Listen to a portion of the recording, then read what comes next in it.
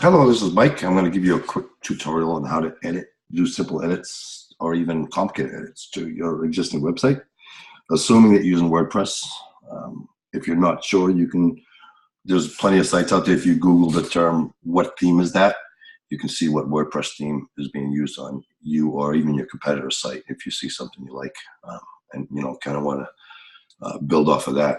So most website agencies use WordPress. It's a content management system, and it's very effective and easy to. It's a content management system, so it stores all your articles, your data, and if you ever want to switch themes, it moves everything over to the new theme. So it's very you don't have to rebuild the whole thing. So once it's built, it's just a matter of adding on. If some changes made in the industry, there's plenty of plugins to help you. With the changes and adapt, because it's very important. So one of the things, real quick though, is page speed. So if you notice here, I don't have nothing blinking. A lot of people will insist on having these rotating banner images. There's 4 or 5 of them, and then first of all, no one sits back and watches that, and second of all, it really slows down your site. I highly recommend that you check your site speed. This is one of the biggest ranking factors as of late for Google. There are other websites where you can test your site speed. I would stay away from those if I were you. Just stick with the Google one, because it's really all you're going to want to care about is what Google thinks about the speed of your website. So I like to keep mine around 5 seconds. It's almost impossible to get a WordPress site under 5 seconds. I've seen a lot of sites 16, 17 seconds. If you're in that boat, you have some optimizing to do, and perhaps some heavy plugins. So everything I do in this page, when I make changes to it, I go back and look at that page speed test. So this is basically, now that I'm logged into WordPress, anytime, any page I go to on this website, I'm going to get this toolbar up here. So because I'm logged in. So it's just a matter of clicking edit page. I'm using Thrive Themes, which I'm a big fan of, and we actually have an agency license for them. They have a lot of really cool stuff. So I use, for the design of this page, I use the Thrive Architect, which is a plugin that comes with Thrive Themes. So if you click that, it's going to open up their little platform that they built, and you see all the icons on the left. It's pretty much drag and drop, and then as you can tweak every specific element of a page if you look here, I have drop shadows. I have a little shadow going on here. So, it's really easy. If I wanted to edit this text, and maybe I'm going after different keywords, it's as simple as, typing. So there's a lot of things that you can add to this. If you look over here, there's the countdown timers. That's pretty cool. If you're having some kind of event, you can put a countdown timer on there. And there's actually, you see it here, they have 3 different styles. And if you like that style, you can change the color to whatever color you want. It's really cool. And if you wanted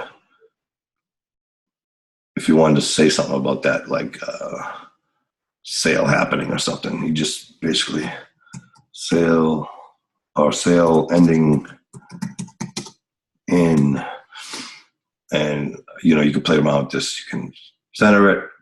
You can do little quick edits with this little toolbar here, and then you can also do the other ones over here. You can change the font size.